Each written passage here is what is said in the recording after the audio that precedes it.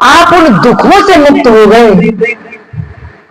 आप मोह से मुक्त हो गए, आप लोभ से मुक्त हो गए। वही मुक्ति है। और ऐसा व्यक्ति, वही तो साहब कहते हैं कि जिसने दया, क्षमा, शील, विचार और विवेक गुण धारण कर लिए, वो मुक्त है। किन से मुक्त है? वो पशु पक्षी कीड़े मकोड़े बनने से मुक्त है। मानव जन्म में आने से क्या परेशानी है? इस मनुष्य शरीर को प्राप्त करने के लिए तो साहब क्या कहते हैं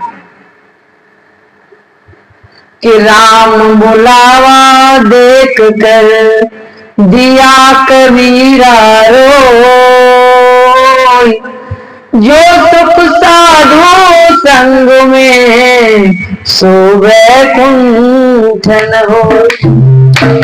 फिर साहब को कोई परेशानी होती इस मानव शरीर से तो वो ये शादी कैसे कहते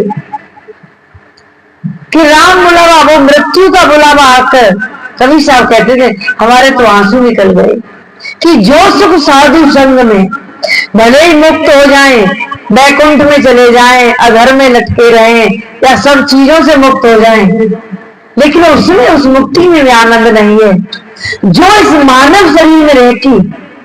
आप उन विकारों से दूर होके और फिर अपना जीवन जी के देखो, और नहीं तो अभ्यास के लिए करके देखो। जिस दिन आप किसी परिवार के किसी सदस्य से, पड़ोसी से लड़ाई झगड़ा करके देखो, उस दिन देखो कितनी अच्छी निगाही आएगी। उस वक्त आप उस नरक में जी रहे हो,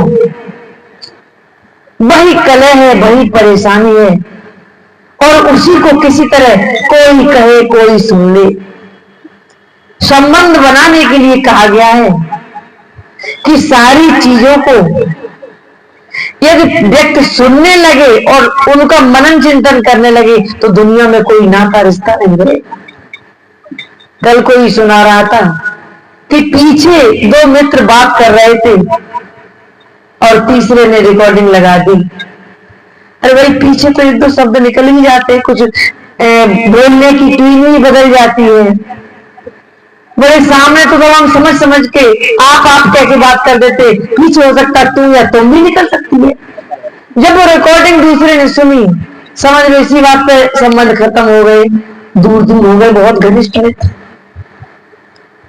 तो ये क्या है कि परिवार चलाने के लिए, मित्र इष्ट इत्यादि संबंध निभाने के लिए बहुत सी बातों को हमें नजरअंदाज करना पड़ता है। इस कान से सुन के इस कान से निकालना पड़ता है।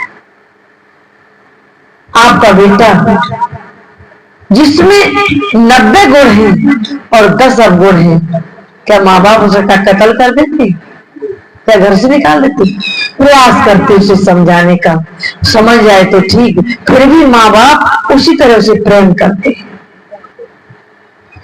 हमें अपने मित्र के अंदर भी देखना चाहिए, जिसने हमारी मुसीबत में एक बार भी मदद की है, सेवा की है।